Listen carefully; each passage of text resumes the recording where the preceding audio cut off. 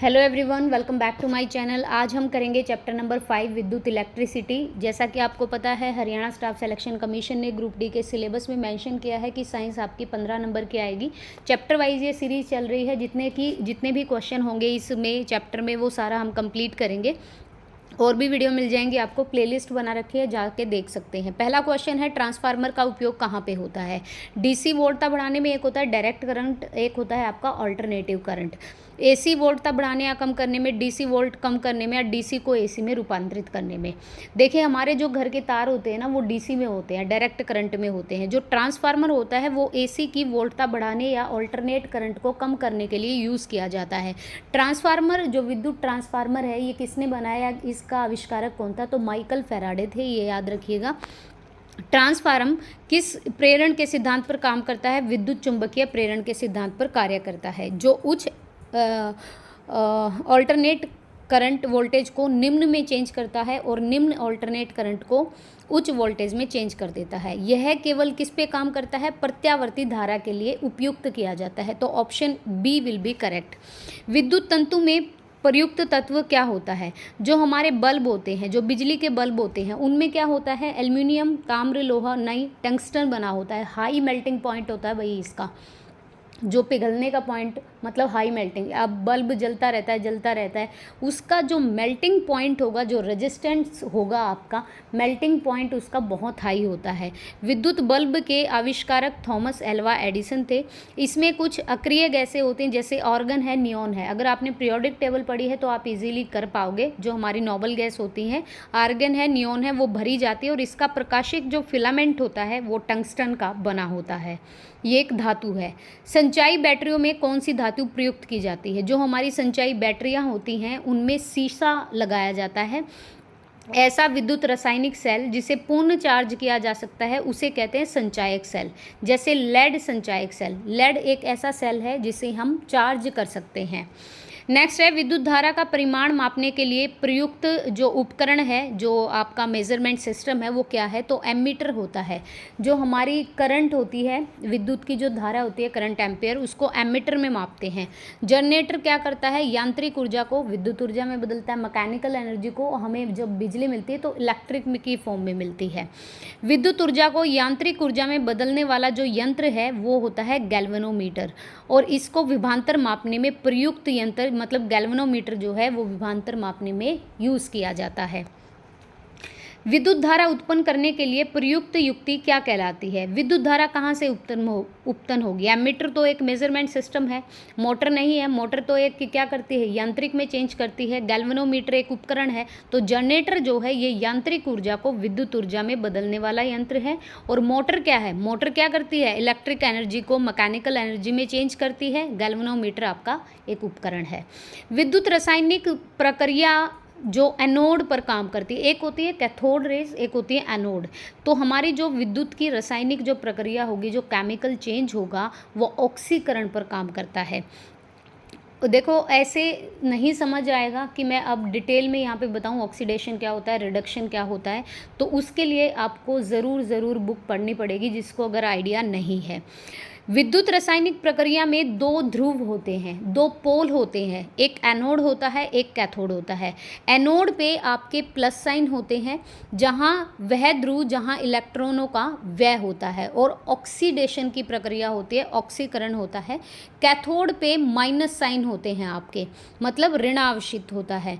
वह ध्रुव जहाँ इलेक्ट्रॉन की प्राप्ति होती है और अपचयन की प्रक्रिया होती है। आपको सिर्फ इतना ध्यान रखना है, कैथोड पे माइनस नेगेटिव चार्ज होता है, एनोड पे पॉजिटिव चार्ज होता है।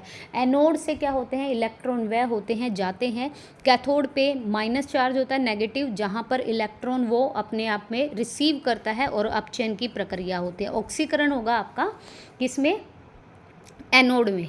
वोल्ट मीटर आमतौर पर चालक विद्युत परिपथ में दो सिरों के बीच जो विभवांतर मापने के लिए प्रयुक्त होता है। विद्युत परिपथ में वोल्ट मीटर आमतौर पर संयोजित किया जाता है। कैसे?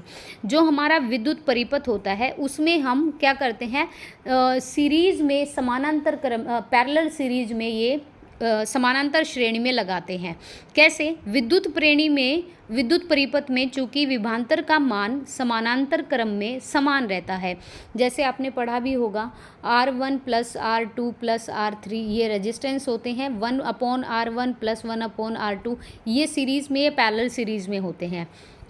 इसीलिए विभवांतर मापने के लिए वोल्ट मीटर समानांतर क्रम में जोड़ा जाता है। विद्युत धारा मापने के हेतु हम क्या करते हैं, एमीटर क्या करते हैं, श्रृंखला क्रम में जोड़ते हैं। जैसे आपका एमीटर ऐसे ये जुड़ गया, फिर आगे ऐसे, ये सीरीज़ में होता है, चेन में। और जो पैरेलल में होता है 1/R1 plus 1/R2 plus 1/R, जितने भी रेजिस्टेंस लगे हैं, फिर उसमें एमीटर लगाए गए हैं, वोल्ट कितने से जुड़ा है वो चीज़ डिपेंड करता है। जब किसी एक दंड चुंबक के 2 टुकड़े किए जाते हैं तब क्या मिलता है? अगर किसी चुंबक के 2 टुकड़े करोगे तो 2 छोटे चुंबक मिलेंगे आपको। किसी चुंबक को तोड़कर उसके दोनों ध्रुवों को अलग नहीं किया जा सकता, क्योंकि चुंबक के जो दोनों ध्रुव होते हैं उत्तर और दक्षिण, वो दिशाओं को स्पष्ट करते हैं। एक होता है नॉर्थ पोल, एक होता है आपका साउथ पोल। चूंकि दिशाएं खत्म नहीं हो सकती, इसीलिए चुंबक के ध्रुव भी कभी अलग नहीं हो सकते। आपने एक चुंबक के 2 पार्टीशन कर दिए, तो इसमें भी तो नॉर्थ पोल साउथ पोल, इसमें भी नॉर्थ पोल साउथ पोल, मतलब ध्रुव को आप अलग नहीं कर सकते, 2 छोटे चुंबक मिल जाएंगे आपको। सौर सेल को बनाने में किस तत्व का प्रयोग किया जाता है? सिलिकॉन। और जो हमारी कंप्यूटर में चिप लगी होती है वो भी सिलिकॉन की होती है। कल हमने पढ़ा था प्रकाश फाइबर जो तंतु होता है, जो कि समुद्र के नीचे से बिछाया जाता है, वो क्या होता है, कुचालक होता है। उसमें मतलब करंट नहीं आ सकता आपका, ठीक है, कुचालक होता है। और जो हमारी सौर सेल होती हैं वो सिलिकॉन से बनी होती हैं, तत्व है। धरती पर पाया जाने वाला प्रचुर मात्रा में जो आपका ये होता है धातु होती है, वो एल्युमिनियम धातु होती है। तत्व हमारा ऑक्सीजन होता है।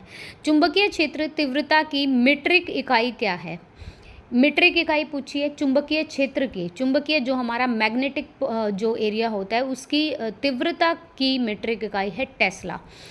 गॉस किसकी इकाई है? ये है चुंबकीय फ्लक्स घनत्व की सीजीएस यूनिट है। और ऑरेस्टेड है आपकी चुंबकीय क्षेत्र की इकाई। एक होती है सीजीएस यूनिट, एक होती है एसआई यूनिट, ठीक है। हमारी जो यूनिवर्सल यूनिट है वो एसआई यूनिट है, हम एसआई यूनिट ही पढ़ते हैं, बाकी यूएसए वगैरह में सीजीएस यूनिट यूज़ की जाती है, ठीक है जी। एसी से डीसी में रूपांतरण क्या कहलाता है? तो मॉड्यूलन, दृष्टिकरण, गुणनखंडन या प्रवर्धन, ये दृष्टिकरण कहलाता है। अब ये है क्या? जो हमारा अल्टरनेट करंट है, मतलब ऐसी धारा जो अपनी दिशा नियतकालीन बदलती रहती है, दृष्ट धारा कहलाती है। और जो हमारा डायरेक्ट करंट है, ऐसी धारा जिसकी धारा अप्रवर्तित रहती है, ये कभी दिशा नहीं बदलता। डायरेक्ट करंट दिशा नहीं बदलता। अल्टरनेट का मतलब भी क्या होता है? बदल देना होता है। तो एसी को डीसी में बदलने वाला जो यंत्र है उसे हम रेक्टिफायर कहते हैं, और इस प्रक्रिया को हम रेक्टिफिकेशन या दृष्टिकरण कहा जाता है। निम्न में कौन सी बैटरी रख रखाव मुक्त नहीं है? अब ये एक तो आपकी एल्कलीन मैग्नीशियम की, एक ये निकल की है, एक सीसा एसिड की या लोहे की NiFe की। तो हमारी ये जो है ये बैटरी रख रखाव मुक्त नहीं है। NiCd ये बैटरी रख रखाव मुक्त नहीं है। NiCd मतलब जो निकल और कैडमियम है, ये चार्जेबल बैटरी है, ठीक है। ये रख रखाव नहीं है कि आपने जब यूज़ किया ऐसे उठा के कर लिया, इसको चार्ज करना पड़ता है। तो NiCd एक रख रखाव बैटरी नहीं है, याद रखिएगा। निम्न में किसी विद्युत उपकरण को मापन के लिए उसी रूप में जोड़ा जाना चाहिए। ये कैसे आ गए भाई ये क्वेश्चन? एक सेकेंड रुकिए, ये क्वेश्चन हमें करना पड़ेगा स्किप, क्योंकि 13 से लेकर 19 तक के क्वेश्चन नहीं है। एक पेज यहाँ से गायब है, तो ये रहने दीजिए, यहाँ से स्टार्ट करते हैं। एक स्पर्श या गैल्वेनोमीटर के कुंडली के फेरों की संख्या और तथा उसकी त्रिज्या को दोगुना किया जाता है तो परिवर्तन गुणांक K हो जाएगा। क्या बोला है कि अगर K = 2RB/μN, इस सूत्र से ये स्पष्ट होता है कि जो दोनों त्रिज्या है, जो हमारी त्रिज्या R है और जो हमारे फेरों की संख्या है N, उनमें समान वृद्धि कोई प्रभाव नहीं डालती। जो स्पर्श त्रिज्या है गैल्वेनोमीटर के कुंडली के फेरों, कुंडली मतलब जो ये तार हो गया, इसकी जो कुंडली बन गई, उसकी त्रिज्या को दोगुना किया जाए तो परिवर्तन क्या रहेगा, हमारा कांस्टेंट रहेगा, गुणांक जो हमारा वो k रहेगा, क्योंकि जो हमारी त्रिज्या है r और जो फेरों की संख्या है n, उनमें समान वृद्धि कोई प्रभाव नहीं डालती। धनात्मक आवेश वहन करते ही कण अचानक पृथ्वी की ओर गति करना प्रारंभ कर देते हैं। पृथ्वी का चुंबकीय क्षेत्र उनको किस तरफ विक्षेपित करेगा।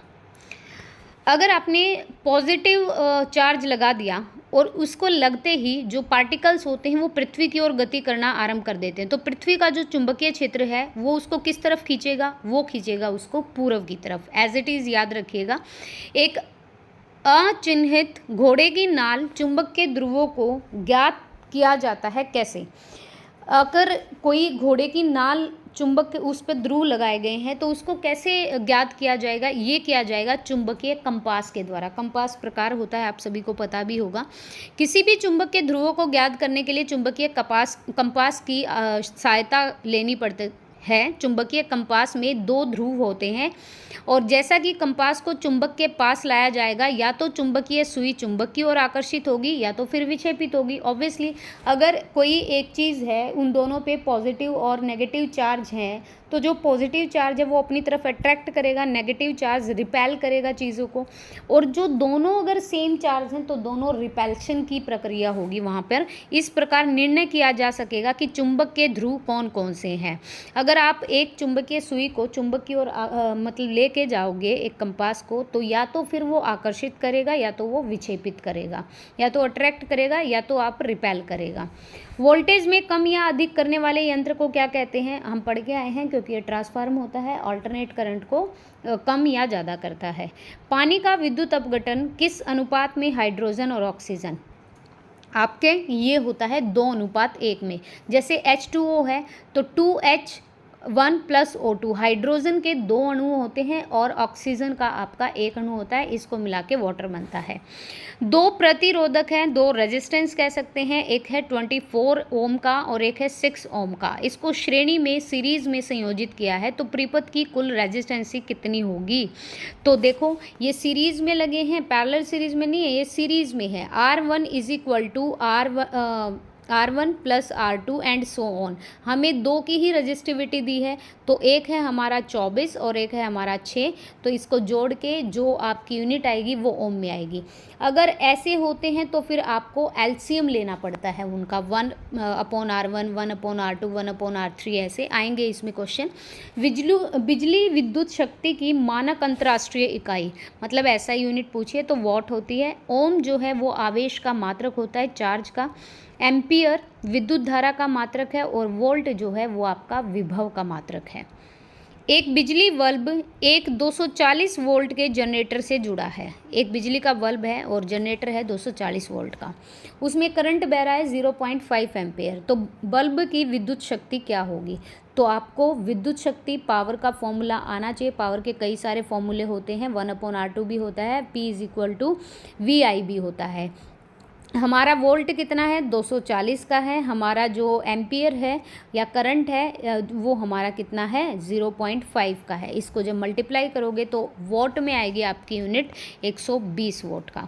विद्युत आवेश की एसआई यूनिट क्या है, तो विद्युत आवेश चार्ज की जो यूनिट होती है वो कलाम होती है। एम्पियर विद्युत धारा की है, वोल्ट आपकी विद्युत विभव की है और वाट आपकी विद्युत शक्ति की है। तीनों को अलग अलग याद रखिए। एक वॉशिंग मशीन में एक इलेक्ट्रिक मोटर विद्युत ऊर्जा को किस ऊर्जा में बदलती है। ओब्वियसली अगर आप जैसे प्लग डालते हैं मशीन चलाने के लिए, तो जो इलेक्ट्रिसिटी दे रहे हैं, जो उसको बिजली दे रहे हैं, वो एक मैकेनिकल में बदलती है, तभी तो वो काम करती है अपनी मैकेनिकल वे से। ठीक है। बार चुंबक को स्वतंत्र रूप से लटकाने पर यह किस दिशा की तरफ इशारा करता है। अगर आपका एक बार मैग्नेट है, अगर उसको आपने इंडिपेंडेंट या फ्रीली आपने हैंग कर दिया है, तो वो किस दिशा की तरफ जाएगा, तो वो जाएगा उत्तर दक्षिण की तरफ। एक स्वतंत्र रूप से निलंबित चुंबक दक्षिण उत्तर की तरफ इशारा करेगा, क्योंकि पृथ्वी के चारों ओर चुंबकीय क्षेत्र क्या है, उत्तर दक्षिण ध्रुव पे है। ठीक है जी। तो उत्तर दक्षिण दिया है ऑप्शन में, अगर दक्षिण उत्तर है तो वो भी लगा सकते हो।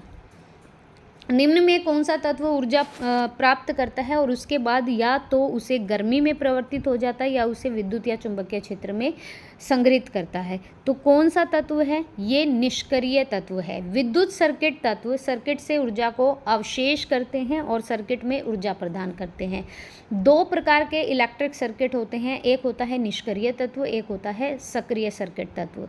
सक्रिय तत्व, निष्क्रिय तत्व क्या बोला है? सर्किट तत्व जो ऊर्जा प्राप्त करते हैं, मतलब ऊर्जा का अवशोषण करते हैं, या तो उसे गर्मी में चेंज कर देंगे या उसे विद्युत क्षेत्र या चुंबकीय क्षेत्र में संग्रहित कर देंगे, उन्हें निष्क्रिय सर्किट तत्व कहते हैं। जैसे प्रतिरोधी आपके प्रेरक होते हैं, संधात्री होते हैं। सक्रिय जो होते हैं, जो एक्टिव होते हैं सर्किट, वो जो ऊर्जा की आपूर्ति करते हैं, उन्हें सक्रिय सर्किट का, जो ऊर्जा की आपूर्ति मतलब जो ऊर्जा पैदा करते हैं, और जो अवशोषण करेंगे ऊर्जा का, उन्हें निष्क्रिय। जैसे वोल्टेज है, स्रोता है, वर्तमान स्रोत, जनरेटर है, ट्रांजिस्टर है। द्विपक्षीय या दो तरफा है। एक परिमाण के साथ सर्किट तत्व में दोनों दिशाओं में वर्तमान की चाल को द्विपक्षीय सर्किट तत्व कहा जाता है।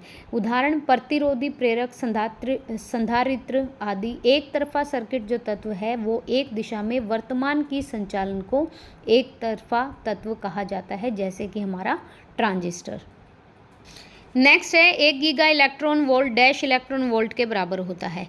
1 गीगा जो इलेक्ट्रॉन वोल्ट होगा, मैं यहाँ पे बता देती हूँ, 1 गीगा इलेक्ट्रॉन वोल्ट जो होगा वो किसके बराबर? जो हमारा ये होता है 1 गीगा इलेक्ट्रॉन वोल्ट, ये होता है आपका 10⁻⁹ इलेक्ट्रॉन, ईवी बोलते हैं इसको, इलेक्ट्रॉन वोल्ट के बराबर। तो 10⁻⁹ है। मुक्त स्थान की परम विद्युत अनुपति का मान कितना होता है?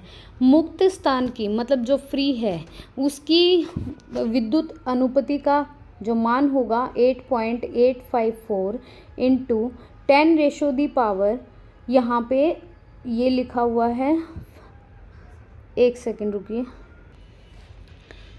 ये है आपका 10⁻12 farad metre. 8.854 into 10⁻12 farad metre.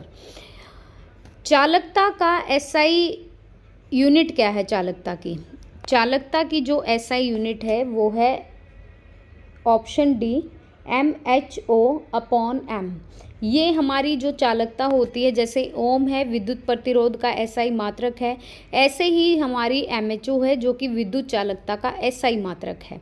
ध्यान रखिए, विद्युत चालकत्व का, विद्युत प्रतिरोध का ओम है, और mho इसका अपोजिट, वो हमारा विद्युत चालकत्व का एसआई मात्रक है।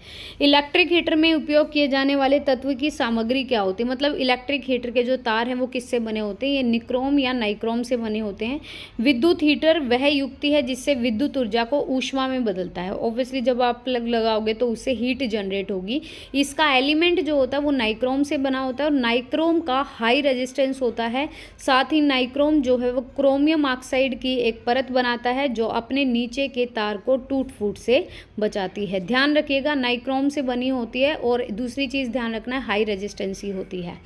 नेक्स्ट यहाँ पे बात करते हैं फ्यूज तार में उपयोग की जाने वाली सामग्री की संरचना क्या है। जो फ्यूज तार होता है तो उसमें कौन सा कंटेंट यूज होता है? 67% आपका सीसा लगता है और 33% क्या लगता है? टिन लगता है। फ्यूज तार जो है वो विद्युत धारा का तापीय प्रभाव सिद्धांत पर निर्भर होता है। फ्यूज तारा का गलनांक जो है वो कम होता है और प्रतिरोध उच्च होता है। ऐसा ही हमारा जो विद्युत बल्ब होता है उसका जो मेल्टिंग पॉइंट है वो कम होता है और रेजिस्टेंसी ज़्यादा होती है। मैंने वहाँ पे मेल्टिंग पॉइंट हाई बताया तो उसके लिए सॉरी। यहाँ पर जो गलनांक होगा, जो मेल्टिंग पॉइंट होगा वो कम होगा और रेजिस्टेंस क्या होगा? ज़्यादा होगा। एक होता है इंसुलेटर, एक होता है कंडक्टर। इसमें अगर आपको कन्फ्यूज़न है तो आज ये कन्फ्यूज़न दूर करिए अपनी। कंडक्टर का मतलब होता है सुचालक और इंसुलेटर का मतलब होता है कुचालक। कुचालक मतलब वो चीज़ें जिन पर भाई हीट का या फिर बिजली का कोई असर ना हो, जैसे आपकी लकड़ी हो गई। और सुचालक वो होती हैं जो इजीली हीट को अपने अंदर अवशोषित कर लेती हैं या करंट को अवशोषित कर लेती हैं, जैसे हमारी धातु होती हैं। अगर आप धातु से, किसी मेटल से करंट उस पर लगाओगे तो वो बहुत जल्दी क्या वो करंट आ जाएगा, उसमें अवशोष कर वो कर लेगी करंट को अपने अंदर, और हीट को भी करेगी। ठीक है, तो इंसुलेटर के मामले में तापमान में कमी आने पर रेजिस्टेंसी क्या होती है? अगर तापमान में कमी आ गई है इंसुलेटर के मामले में तो जो हमारी प्रतिरोधकता है, जो रेजिस्टिविटी है, वो हमारी बढ़ जाएगी। एक स्थायी चुंबक मूविंग कॉइल का प्रयोग डैश के रूप में किया जाता है ताकि इसकी दिशा और शक्ति के साथ करंट के छोटे मान को मापा जा सके। ये यूनिट है आपकी गैल्वेनोमीटर। एक स्थायी मूविंग कॉइल का प्रयोग गैल्वेनोमीटर के रूप में किया जाता है ताकि इसकी दिशा और शक्ति के साथ करंट के छोटे मान को मापा जा सके। एक पदार्थ की अपने चुंबकत्व को बनाए रखने का इस क्षमता को क्या कह देते हैं? अगर कोई सब्सटेंस है और वो अपनी मैग्नेट को, अपनी मैग्नेटिक को बनाए रखना चाहता है तो इस क्षमता को उसकी रिटेंटिविटी, मतलब वो धारण करना चाहता है तो धारणता कहते हैं। चुंबकीय प्रभाव, मैग्नेटिक फ्लक्स जो होता है दिए गए क्षेत्रफल में से चुंबकीय क्षेत्र रेखाओं की तीव्रता का गुजरना। चुंबकीय प्रवाह किसे कहते हैं? मैग्नेटिक फ्लक्स किसे कहते हैं? दिए गए जितना भी एरिया है उसमें से चुंबकीय क्षेत्र की रेखाओं का बहुत जल्दी से क्रॉस होना। और चुंबकीय शक्ति क्या होता है? जिस हद तक किसी पदार्थ को चुंबकीय बनाया जाए, उसमें मैग्नेट की जितनी मात्रा डाली जाए उसे कहते हैं चुंबकीय शक्ति। निम्न में से कौन सा एक निर्भर विद्युत स्रोत नहीं है? तो ट्रांजिस्टर है, ट्रांसड्यूसर है, एम्पलीफायर है, सर्किट के पास एक तांबे का प्रतिरोध, ये कोई निर्भर विद्युत स्रोत नहीं है। कैसे? ट्रांजिस्टर, ट्रांसड्यूसर और एम्पलीफायर सभी बैटरी या विद्युत स्रोत के बिना नहीं चलाया जाता, लेकिन सर्किट के पास जो एक तांबे की रेजिस्टिविटी, जो प्रतिरोध है, उसको किसी भी विद्युत स्रोत की आवश्यकता नहीं है। ट्रांसफार्म किस तत्व का उदाहरण है? ट्रांसफार्म एक निष्क्रिय, पैसिव है। क्यों? क्योंकि ये वोल्टेज को कम ज़्यादा करते हैं और सर्किट को ऊर्जा की आपूर्ति नहीं करते। बिजली के बल्ब में फिलामेंट के रूप में इस्तेमाल होने वाली जो पतली धात्विक तार है वो किससे बनी होती है? Again the same question here. Tungsten से बनी होती है। इसका लो मेल्टिंग पॉइंट होता है और हाई रेजिस्टिविटी होती है। इसका आविष्कार किया था थॉमस एल्वा एडिसन ने। इसमें अक्रिय गैस होती, नोबल गैस, ऑर्गन और नियॉन, जो कि बहुत कम रिएक्शन करती हैं। और इसका जो फिलामेंट है प्रकाशिक, वो टंगस्टन धातु का बना होता है। बिजली विद्युत शक्ति मापने के लिए निम्न में से कौन सी इकाई यूज होती है? बिजली विद्युत शक्ति की इकाई होती है वॉट। जूल है कार्य और ऊर्जा की इकाई। वोट है विद्युत शक्ति की। एम्पियर है विद्युत धारा की, करंट एम्पियर की। और वोल्ट है आपकी विद्युत विभव की। वोट और वोल्ट में ध्यान रखना, वोट विद्युत शक्ति की, पावर की, और वोल्ट आपकी विभव की। अब देखो, क्रमशः 5 ओम, 10 ओम और 30 ओम मान रखने वाले 3 प्रतिरोधकों को एक दूसरे के साथ पैरेलल में संयोजित किया गया। देखो आ गया वो क्वेश्चन। जब सीरीज की बात करें तो R1, R2, R3 and so on, और जब पैरेलल की बात करें 1/R1, 1/R2 ऐसे। हमें तीनों का मान दिया है 5, 10 और 30। देख लीजिए, 1/R is equal to 1/R1, R2, R3, ये वैल्यू दी है, ये इसमें रख लीजिए। अब यहाँ पर आप इनका एलसीएम लेंगे, एलसीएम आ जाएगा इसका 30। तो 5 छिका 30, 10 तिया 30 और 30 एकम 30, 6 और 3 9 और 1 10। 10 बटा जब 30 लिखोगे तो ये कट हो जाएगा और 3 ओम हो जाएगा। और यहाँ ये क्या हो जाएंगे? इन्वर्स हो जाएंगे, बदल जाएंगे। तो ऊपर चला जाएगा एलसीएम, 1/3 मत कर देना, 3 ओम आएगा इसका आंसर। नेक्स्ट है 1 किलोवाट किसके बराबर होता है? 1 किलोवाट अगर सीधा सीधा यूनिट याद रखनी है तो 3.6 इंटू 10⁻⁴ यहाँ पर 10⁻⁶ जूल में मापी जाती है। अब 1 volt is equal to 1 joule per 1 second. Power work upon time का फॉर्मूला लगाया है इन्होंने। तो दोनों तरफ 1000 से मल्टीप्लाई करने पर 1000 into 1 volt is equal to 1 joule upon 1 second into 1000। जब यहाँ पर करोगे तो 1 किलो वोट आ जाएगा 1000 जूल अपॉन 1 सेकेंड। दोनों तरफ फिर 1 घंटे की गुना करनी है। 1 घंटे में 3600 सेकेंड होते हैं और इसकी 1 आवर से की है तो 1 आवर मतलब 3600 सेकेंड और 1 किलोवाट यहाँ पर 10⁻⁶ है। ठीक है जी। तो याद रखिएगा कि 3.6 इंटू 10⁻⁶ जो 6 होती है जूल, वो आपकी यूनिट होती है 1 किलोवाट की, जूल में मापी जाती है। चुंबकीय फ्लक्स को मापने के लिए किस चुंबकीय इकाई का, कौन सी इकाई का इस्तेमाल करते हैं? चुंबकीय फ्लक्स के लिए आप वेबर का यूज़ करोगे। पास्कल दाब के लिए होती है और फेराड ये हमारी कैपेसिटेंस धारिता के लिए होती है और चुंबकीय फ्लक्स के लिए वेबर होती है। बैटरी की खोज किसने की? वोल्टा नाम के एक वैज्ञानिक ने की थी। बैटरी का आविष्कार किया था 1800 ईस्वी में वोल्टा ने। और एनरिको फर्मी ये नाभिक है, न्यूक्लियर जो साइंस होती है उससे संबंधित है। एक इलेक्ट्रिक सेल में डैश ऊर्जा विद्युत ऊर्जा में बदल जाती है। कौन सी ऊर्जा इलेक्ट्रिक सेल में विद्युत ऊर्जा में बदलेगी? तो हमारी जो रासायनिक ऊर्जा होती है, जो केमिकल जो एनर्जी होती है वो विद्युत ऊर्जा में इलेक्ट्रिकल एनर्जी में बदल जाती है। एक देश में एक विशेष वर्ष में उत्पादित कुल विद्युत ऊर्जा है 7.5 इंटू 10⁻11 किलोवाट पर आवर। तो ऊर्जा में बदले गए भार की मात्रा निकालिए। पूरे शहर की दी है आपकी, तो 7.5 इंटू 10⁻⁴ किलोवाट आवर और 1 किलोवाट बराबर होता है 3.6 इंटू 10⁻⁶ जूल के। तो जब आप ये निकालोगे इसको मल्टीप्लाई करके तो ये आएगा हमारा 27 इंटू 10⁻17 जूल, क्योंकि सापेक्षा का सिद्धांत कहता है हमारा जो इलेक्ट्रोमैग्नेटिक होता है वो mc² होता है। और यहाँ पर 27 इंटू 10⁻17 जूल ये इसमें रख दीजिए, क्योंकि ये आपके पास ये आया है इलेक्ट्रिसिटी। तो यहाँ पर जो c की वैल्यू होगी 3⁻10⁸ का होल स्क्वायर 2। और जब आप इसको सॉल्व करोगे तो जो हमारा m आएगा वो क्या आएगा, भार जो होगा मास वो 30 kg होगा। अपेक्षाकृत विद्युत कणों का उच्च संकेंद्रण यह डैश की विशेषता है। जो विद्युत कणों का सबसे जो उच्च संकेंद्रण होता है ये होता है हमारा आयन मंडल में। ठीक है, हमारे जो सौर मंडल हैं, समताप मंडल है, आयन मंडल है, मध्यम मंडल है, ये पृथ्वी की तो परतें हैं। ठीक है, ये लेयर ऑफ अर्थ हैं। तो आयन मंडल में विद्युत कणों का उच्च संकेंद्रण होता है। निम्न में से x और y क्या दर्शाते हैं? x और y क्या रिप्रेजेंट करते हैं? यहाँ पे दिया नहीं हुआ है और ये नेक्स्ट चैप्टर शुरू हो गया, ये आगे पीछे ही लगे हुए हैं आई थिंक।